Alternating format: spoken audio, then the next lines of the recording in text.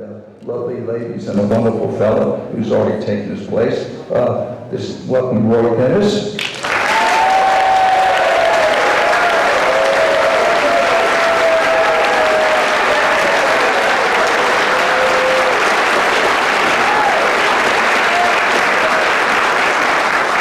Of course, Roy got to play the very uptight, upright Roger Collins, and then he got to take a turn with Reverend Trask and turned him into a bit of a,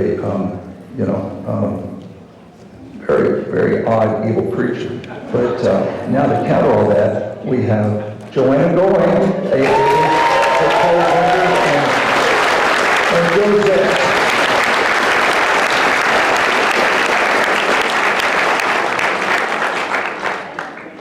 Rebecca Staub.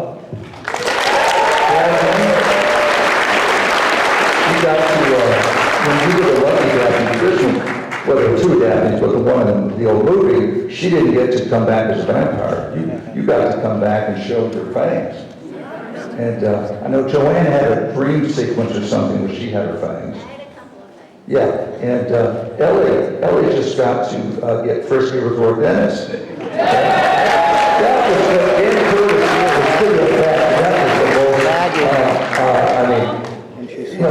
he is pretty staid and old-fashioned. That you're seeing with Roy, that was for Dark Shadows. That was pretty racy. So anyway. It was a pleasure. I'm very professional. And of course, Matt Hall, Bridges, Dark Shadows, Legacy, with Martin Grayson, of course, Dr. Hoffman and Magda, and it's just beautiful. And his dad wrote for the series. Matt and his dad Sam came out and wrote the 91 series, and it was a great pleasure to see father and son in action along with the rest of the writing team. But so Matt's here to give us his perspective, and then back to run the show is John Logan.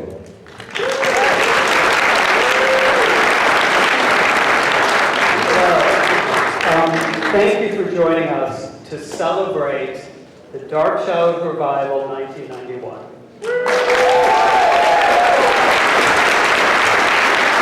This is a part of the Dark Shadow story that doesn't get explored a lot, and sometimes doesn't get celebrated a lot, because it was hard to find for a while. And now you can stream it, now you heard it being remastered. So I'm delighted we're getting a chance for the 60th anniversary to really bring back the 91 series to the fold. And I want to start talking to a man I consider sort of a really important part of genre history, and that's Roy Dennis. And Roy was the star of a show called The Invaders.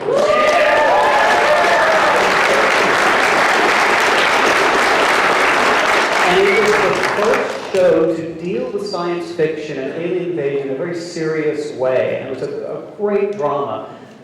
Since that point, Roy Dennis, of course, worked with Dan Curtis on the Norliss tapes, a particular favorite of mine, and then went on to appear in Dark Shadows. So, Roy, I want to ask you, when you were approached to do Dark Shadows, how did you know about Dark Shadows? Did you know about the show?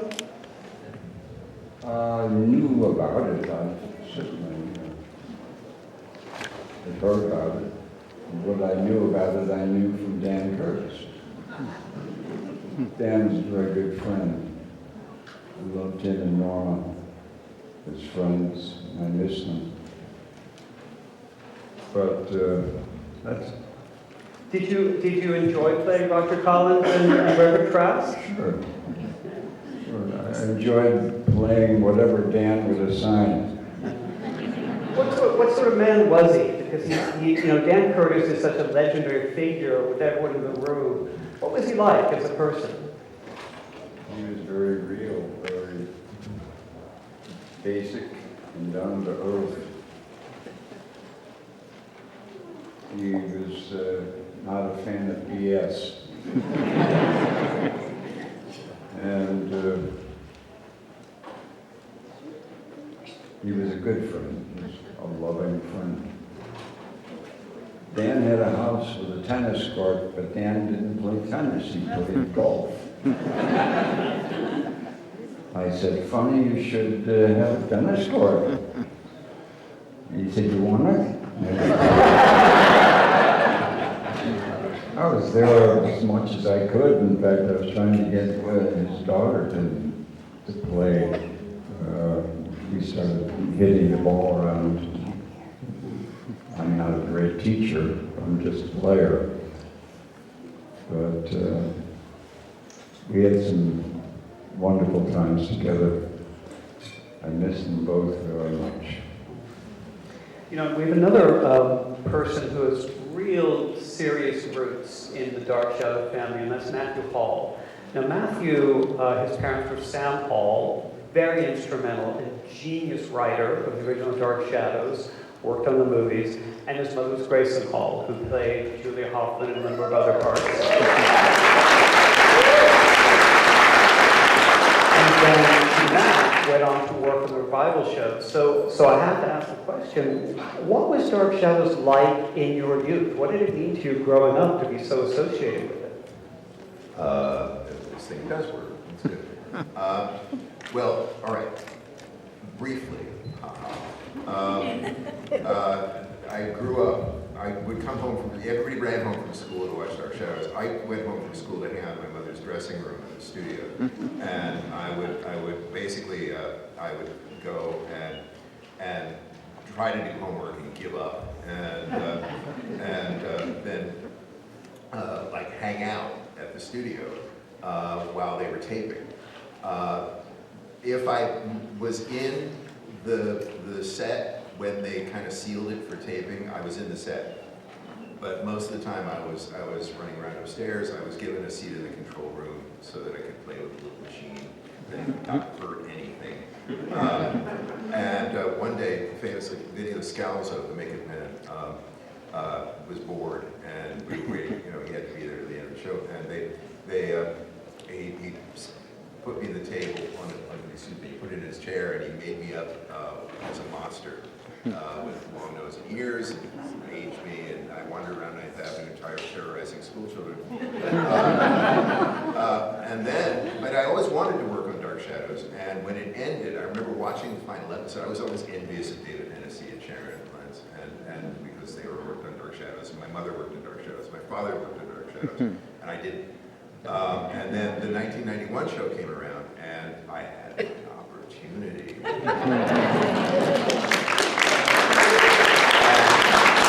Dan Curtis had read my first book, Nightmare Logic, and he said, and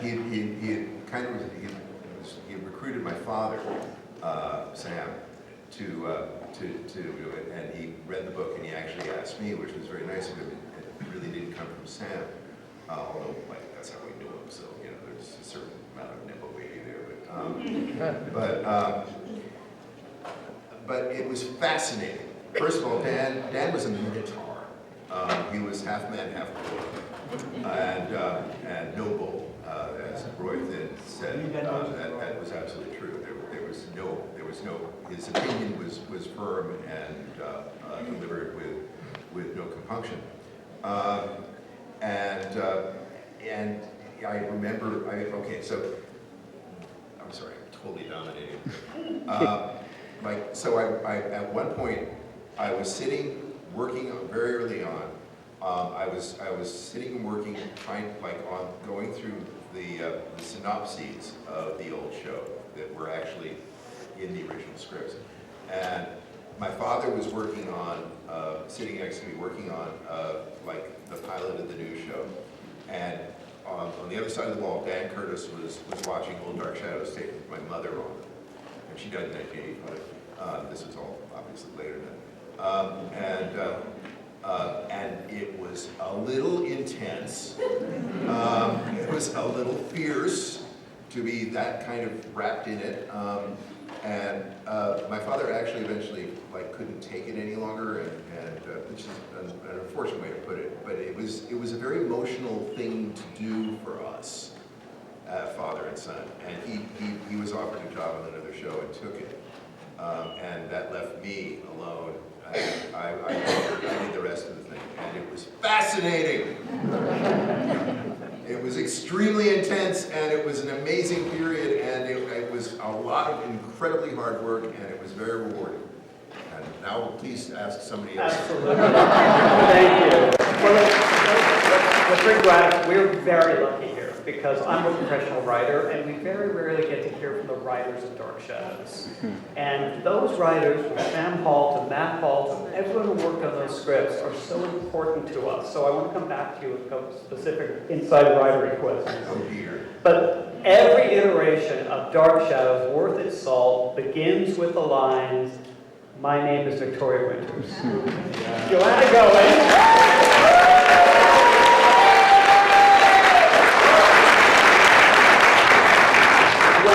When I watch the Rival series, which I do way too often, I'm struck by how your performance and your Victoria Winters and your Josette Dupre really are the spine of the piece, I believe, even more so than Barnabas Collins. So when you were first approached, did you know about Dark Shadows? Was it part of your background? Tell me.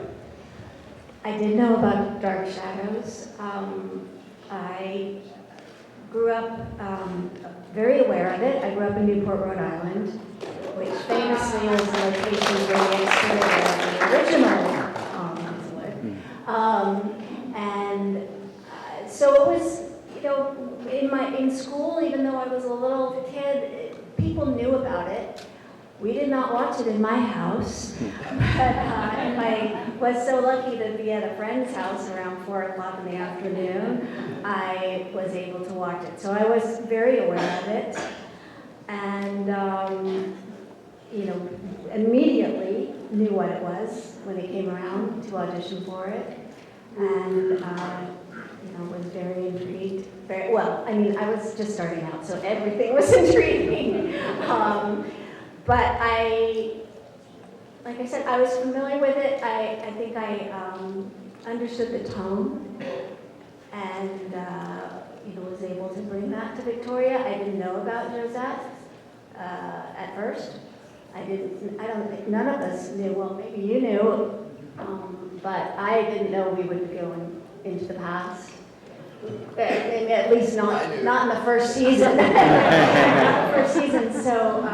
So that was really thrilling. And I think, you know, Victoria is the link between the present and the past. So, and the link with Josette was really like heartfelt for me. I mean, it was a weird adventure playing scenes with yourself. When I wasn't by myself, I had a wonderful woman who was my stuntwoman as well. She was my camera double, and we worked really hard together to like get it exact. But just, you know, the Victoria coming into this understanding of Barnabas's story, you know, just hit me really hard. I loved it. And there's a certain romantic quality to your Victoria and your Josette, which I think they're emphasized in the 91 series more than the original series. Do you think that's true? Oh yeah, I think it was highly romantic. I mean, Ben Cross, who played Barnabas. In this world. He's a really romantic figure. I think no matter what he's playing, I mean, he was a hilarious person, as goofy as can be, the complete opposite of you know, Barnabas, the serious Barnabas, but I just think he was a very romantic man, and brought that to it, and it was definitely, I mean, that relationship had to be pure and romantic and love at first sight to carry the show, I think. So, and then on the other, in the past, you know, Josette and Barnabas, obviously they were, you know, had been together for a while and they were very romantic, but when Adrian Paul stepped in, you know, that relationship was all magic, but it was very intense, and I think, and highly sexual in a way that the Barnabas-Victoria relationship was not. Ellen Crochet, so you're guy I a young interviewed actor, had a raise. you walk up the sound stage, and there's His Ben name's Cross, Jeremiah. and Gene Simmons, and Barbara Steele, and Roy Finnis. What was it like those first few days? Were you intimidated? Was it just excitement? How did you feel? I was really excited. Talking about Dan Curtis, it was in Hollywood, there's a season of pilot season, they call it, where like you're going on all these shows. And it had been a brutal pilot season where you go and you test and you don't get it, and you test and you don't get it. And when I did the pilot, I was a guest star. And then after this brutal pilot season, I get this phone call from Dan. This is Ellie. Listen, I wanted to see if you want to do Maggie to do it. Before I talk to your agent, I want to know if you want to do it. I was like, yeah. So it was really fun, and we were so lucky. I think all of us will feel this. We worked in Greystone, which was on Sunset Boulevard. And it is beautiful. And it also has a 9 a.m. You cannot enter there before 9 a.m. Do you remember? So for an actor, where your call times are 4 a.m. on Mondays, and progressively gets late because you're working later through the week, I lived in the Hollywood Hills. It was a short drive for me, and I got to this beautiful location, and I love working outside, so even though our sets were inside, we spent a lot of time, and I would sit with Gene Simmons and the rest of the cast members, and I don't remember Gene smoke, but we'd be smoking cigs, and it was just, felt so fortunate to be around such Hollywood, stars, and who were also funny and kind, and it was just a wonderful, I really loved working on that set and the location and all the people I worked with. Yeah, and you're Maggie Evans. For people familiar with the original series, your Maggie Evans is a real variation because she's clairvoyant, she has sort of a supernatural element, she has a sort of relationship with Roger Collins. Were you aware of what a change that was from what Catherine Lee Scott did, for example? I don't remember. Because when I also watched the original Dark Shadows, and it's funny because I tell this story whenever I talk about Dark Shadows. It was on at 4 o'clock, which gave me and my sister just enough time to get home and put on the TV. And we lived in New York. And then they changed it to 3:30. And it just ruined our lives. And we were like up there trying to get to and we lost. And it was a half-hour show, is that correct? Yeah, it was a half-hour show, so if you missed 10 minutes, you missed a lot. So it was just to have done her and to play Maggie, and I don't remember the difference today because I'm old now. I do remember just all the mix of all her personality, everything that she was just a blast to play. So. Well, that's really what comes through as well, is that there's a real spirit to it, that's a Catherine Lee Scott spirit as well, and the character is sort of universal.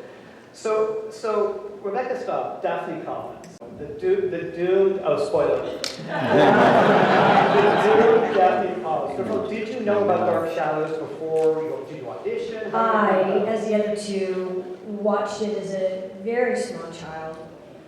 And when I got, the breakdown from my agent that they were doing Dark Shadows, it was one of those full circles. I grew up in Nebraska, and we had just moved to a new house, and my sister was in kindergarten. I was still 4 years old, so I wasn't in school yet.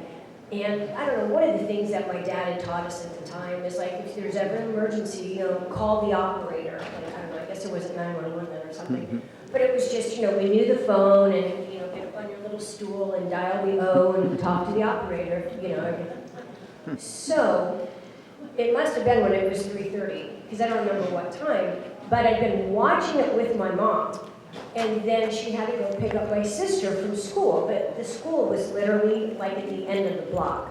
So she left me just to go pick up my sister, which, you know, in the 60s, you didn't need a 4-year-old at home, it didn't matter. So we've been watching it, and then it was over. And then she went to pick up my sister. So I'm doing whatever, and then it came back on. And it was, you know, kind of that little, like the epilogue or whatever at the end. And I just remember now I'm home alone. And like watching like the end of Dark Shadows all by myself. And I got so scared. Run to the phone, get on the thing, dial the operator. I'm like, my God, I went to pick up my sister from school and Dark Shadows is still on TV. It's like a puddle. And I'm like walking in circles in the court, and I'm sitting on the floor like wrapped up, and the operator was talking to me just to keep me occupied and like talking me through. And then pretty soon, you know, my mom comes walking in with my sister, and I'm on the floor on the phone, like tears, and it's like, what happened? Dark Shadows came back on, and I was all by myself. I remember, like, it was so, I remember that so sharply. So when the audition came up, I'm like, oh my God. And I called my mom, I'm like, can you believe this? And she's like, what? What happened? When did that happen? And I'm like, how can you forget that story? So I was very aware of Dark Shadows, and I was in love with Quentin.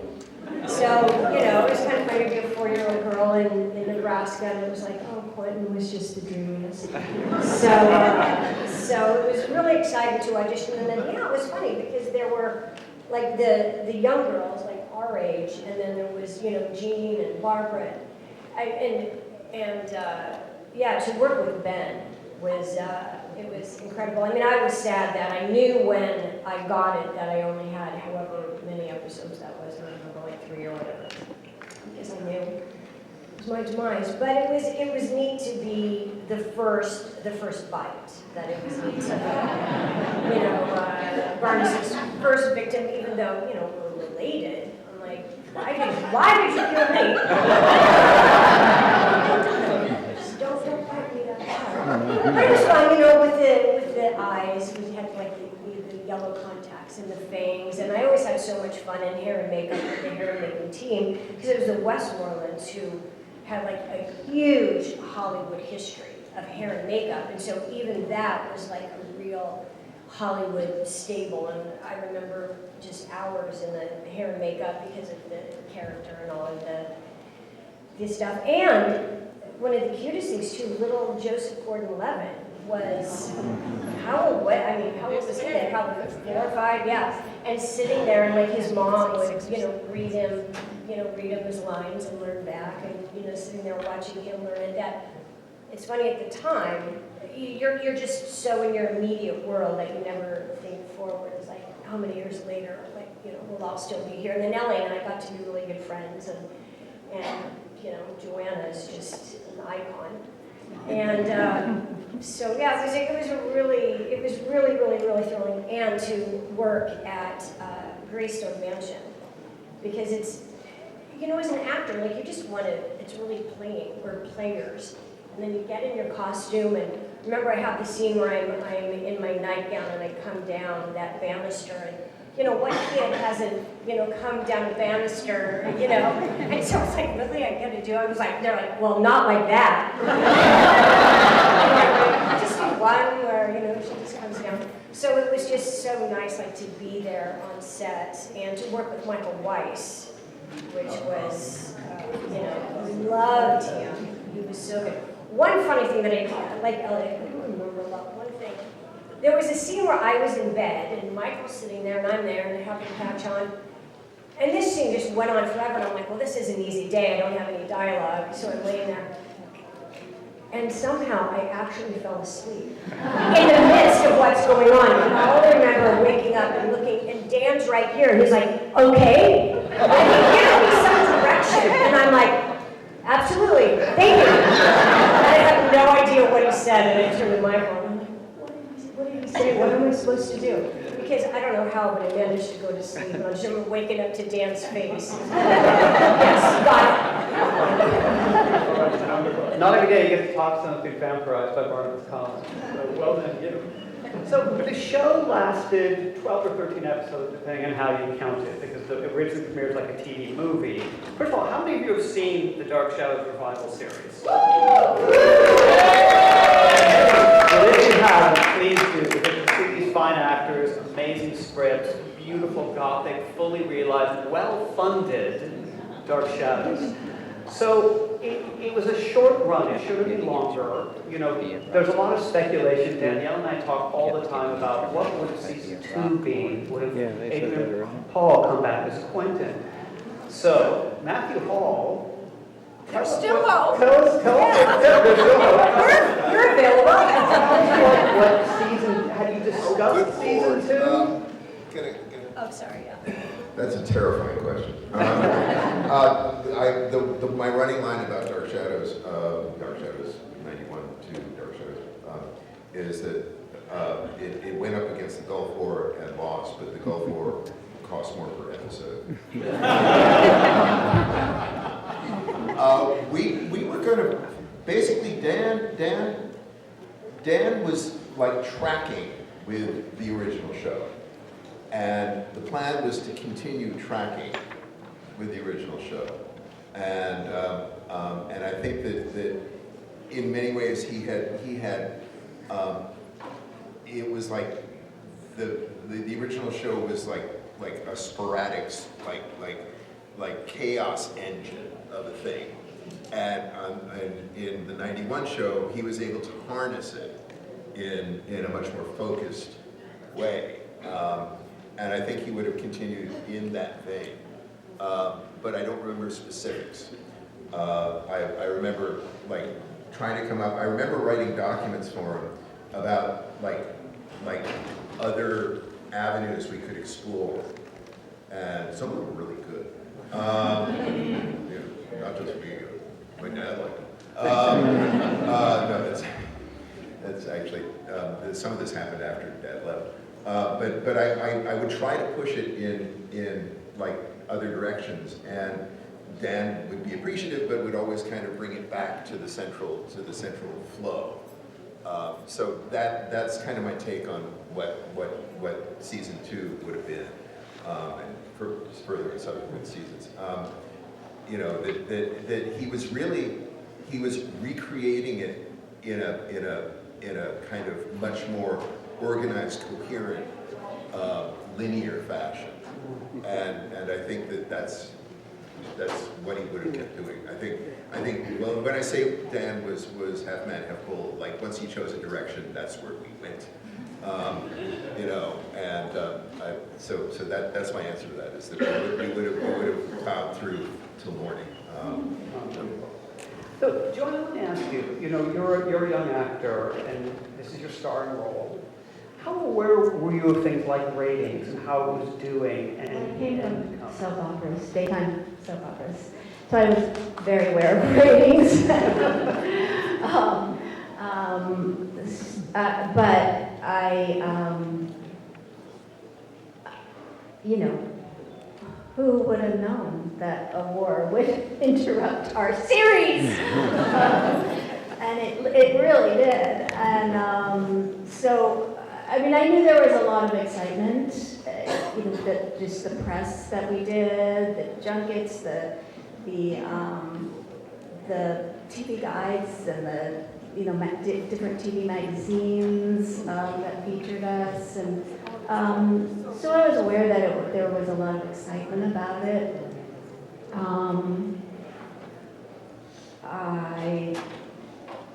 You know, I wish it could have gone on. I wasn't aware, actually. I was rereading Jim's book last night, and I wasn't really aware of all the kind of ups and downs that happened.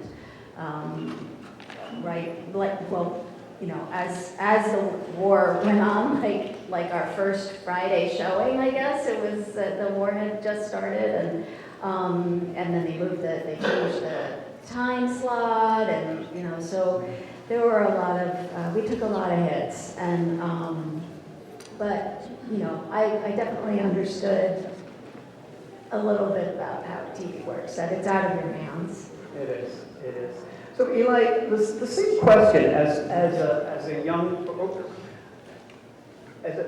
performer, when the series was going on, were you aware of ratings? Did you know it was coming to an end? How did you sort of negotiate all that? There's a very funny cartoon that's sort of in that old Superman where there's little dots, and you see the actor say, you know, sorry, I'm gonna ruin my own joke. Like, the Gulf War started, oh no, my career, you know? It did feel like that, a little bit. So I knew that kind of from the get-go, I felt like we were in trouble, not because of the show, and we were just talking between us. Valid, great point you made. It was not just the Gulf War, we were preempted all the time. It was the head of NBC, who, I'm sorry, I don't remember his name. He had had a car accident, a terrible car. Do you remember the head? Do you remember his name? Anyone? Warren Littlefield. Oh, no, Tartar. He had had a terrible car accident, and his daughter was really badly injured. And that was the support. And when a show comes on, even if you have all those issues where your show gets preempted, if there's someone at the network who's supporting it, there's hope for you. But we had lost him because of what he was going through on a personal basis. So the two things, you know, we were in trouble. And it was so, though, after the show was canceled, we actually, I don't know if you guys remember, there was like a protest at NBC. Were you there? I'm at the Washington DC one.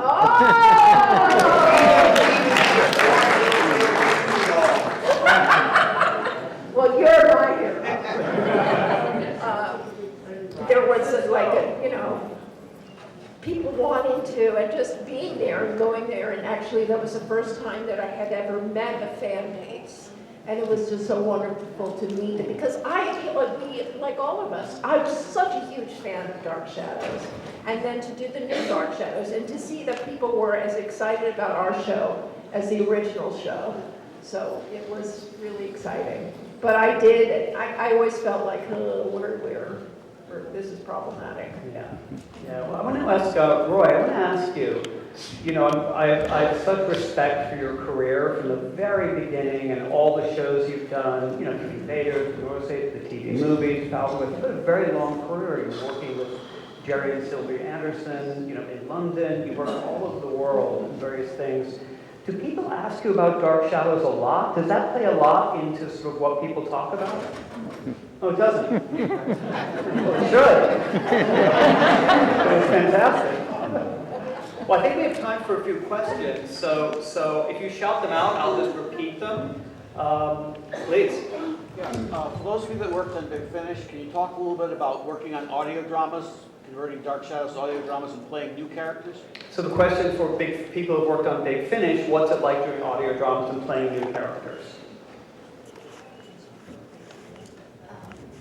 I loved it. I've only done one of them. If you're here, please have me back. I really, I love that kind of work, radio plays, and I mean, it's a little weird because you're by yourself. You're not actually acting with another person, but I really enjoyed making the one that I did. What is it called? Blood and Fire. Sorry. Oh man, Blood and Fire. So yeah, it was really fun, and just to have a different perspective and play with a different character was great. Any other questions? Yes, sir. Yeah, Maggie doesn't become Josette when they go back in time. Was there any conflict with that at the time?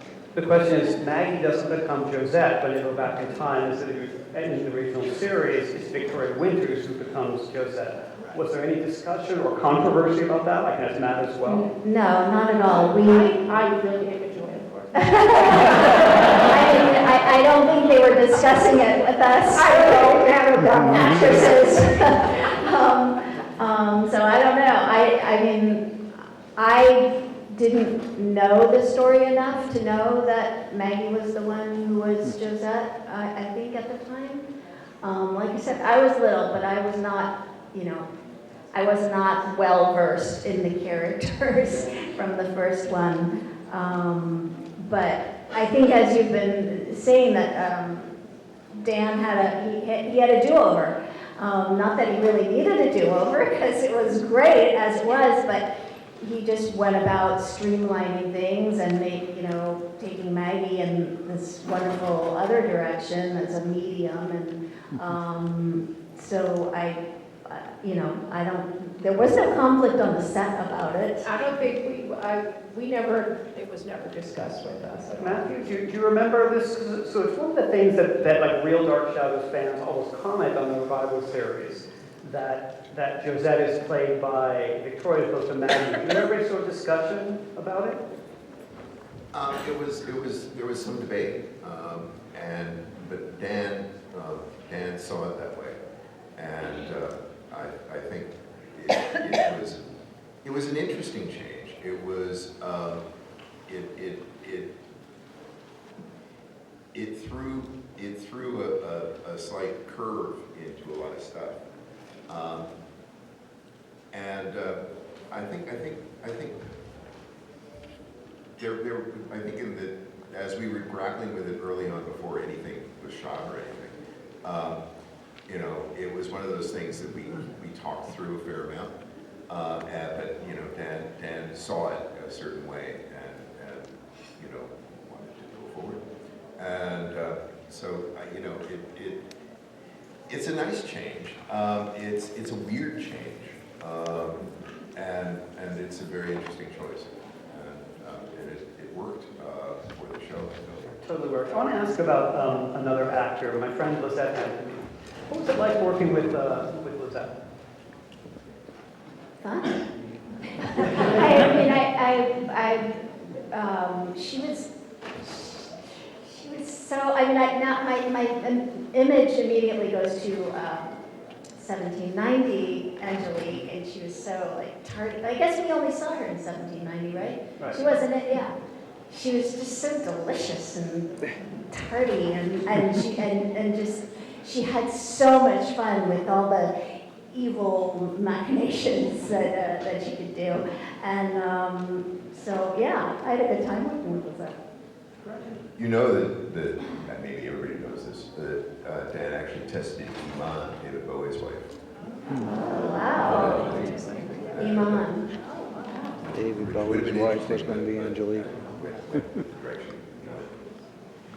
Any one final question? Sir. First of all, great job, everyone. It was wonderful. Thank you. Matthew, it ended with that incredible stare between Victoria when she returned and Barnabas. Did you have can you tell us anything about what the first 5 minutes of season 2 would have been? No. Nope. Well, probably something continuing from that. But I actually had a whole bunch of documents from, I'm embarrassed to say this, I had a whole bunch of documents from all the planning stuff and the scripts. And at some point, about 15 years ago, I was like, this is taking up a lot of space. And I don't have it in. And I'm sorry, because there might have been answers in some of that, but it would have involved dealing with a lot of Xerox pages. Well, I'd like to ask you to join me in thanking Matthew Paul, Lady J.